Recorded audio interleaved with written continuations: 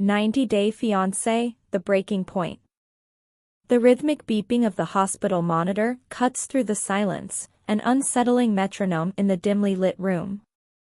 4 lines snake into Gino Palazzolo's frail body, feeding him fluids and medications as his chest rises and falls in shallow, labored breaths.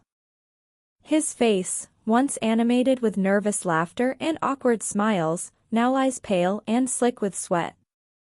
Jasmine Pineda sits curled in an uncomfortable hospital chair beside him, her fingers wrapped tightly around his limp hand. They tremble, a subconscious comfort mechanism. But who needs it more, him or her? The woman who has fought, clawed, and screamed to hold on to this love, or the man whose secrets shattered it? Her phone vibrates in her lap, the screen illuminating her tear-streaked face. Another alert. Another flood of notifications. Her Instagram post about Gino's hospitalization has gone viral.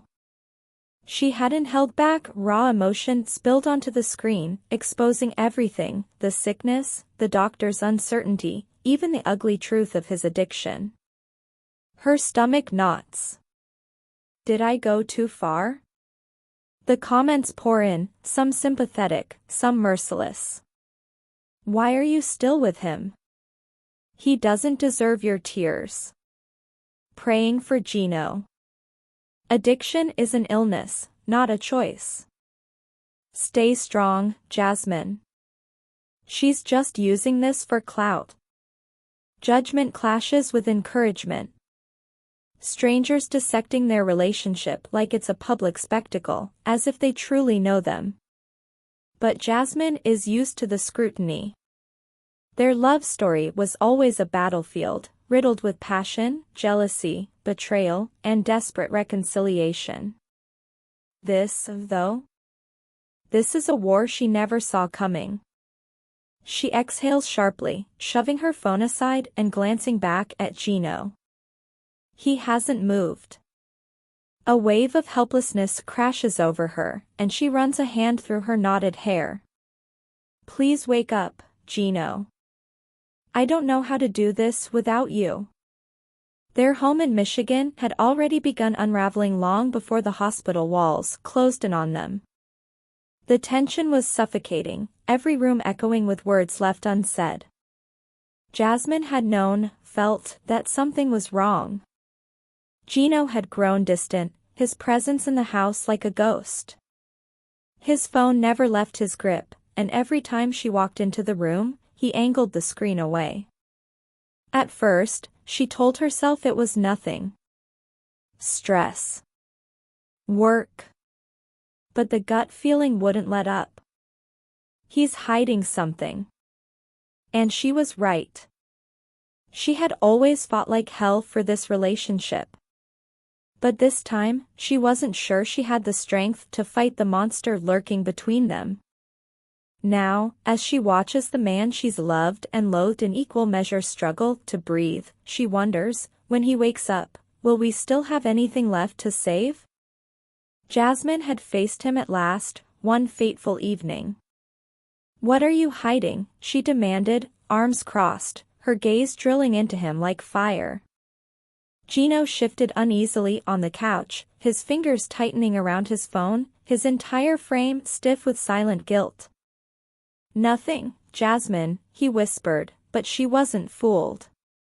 She saw the subtle betrayals, how his fingers stilled, how his eyes darted toward the TV before flicking away. Before he could react, she lunged, snatching the phone from his grip. He protested, but she turned aside his objections, her heart hammering in her chest. Then, the truth unfurled before her in cold, brutal clarity, pictures, private messages, links to places she wished she could unsee. Her breath hitched, ball rising in her throat. Gino, what the bloody hell is this? Her voice trembled with rage, barely a whisper yet echoing like thunder. Frantic, guilt-ridden, he scrambled for words. Jasmine, it's not what you think. I have struggled with this for years. But it doesn't mean I love you any less. But how could she ever trust that? How could she believe a love so easily tainted? That night, she packed her bags, her fingers trembling over the zippers. Yet, as she stood in the doorway, something held her back. Was it hope? Or just exhaustion? The weight of their history pressed down on her, too heavy to bear, yet too painful to abandon. And so, she stayed. But their love had never been more fragile. The sterile scent of the hospital clung to her skin, the beeping machines an unrelenting reminder of reality. When the doctor entered, carrying a copybook, Jasmine already knew. She had spent enough time in hospitals to recognize the expression of a man bracing himself to deliver devastating news. Still, she stood, steeling herself.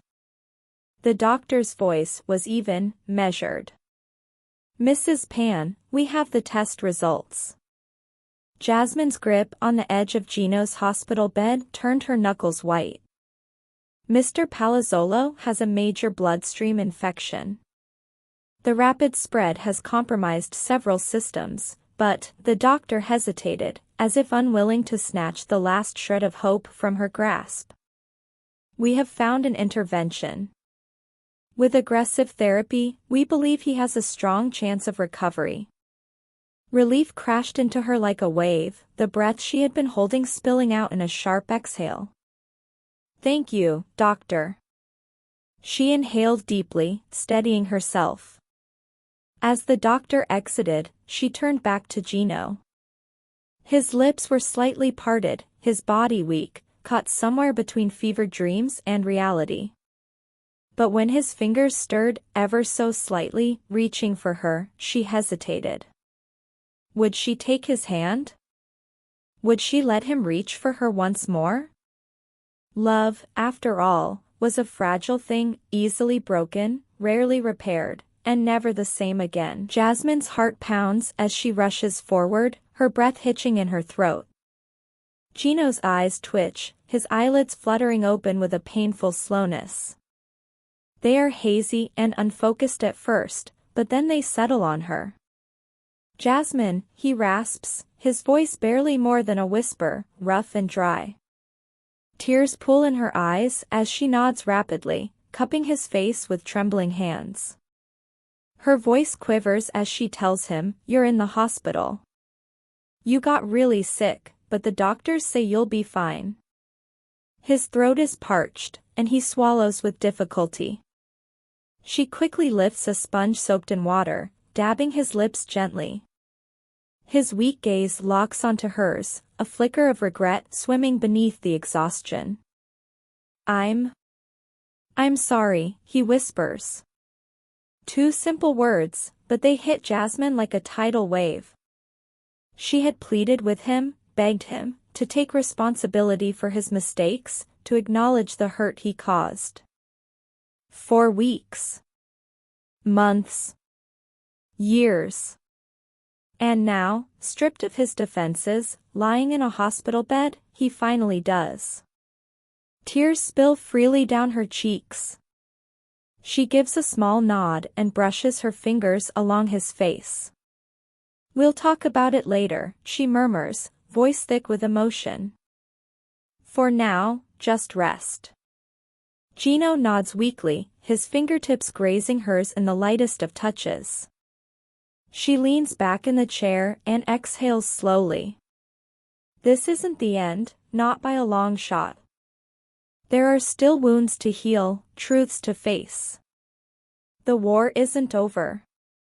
But for now, he is alive. And maybe, just maybe, they have a chance to start over. Jasmine gives his hand a gentle squeeze. "I'm not going anywhere," she whispers. "We'll make it through this. One step at a time." Gino closes his eyes and drifts back into sleep. Jasmine stays by his side, clinging to hope.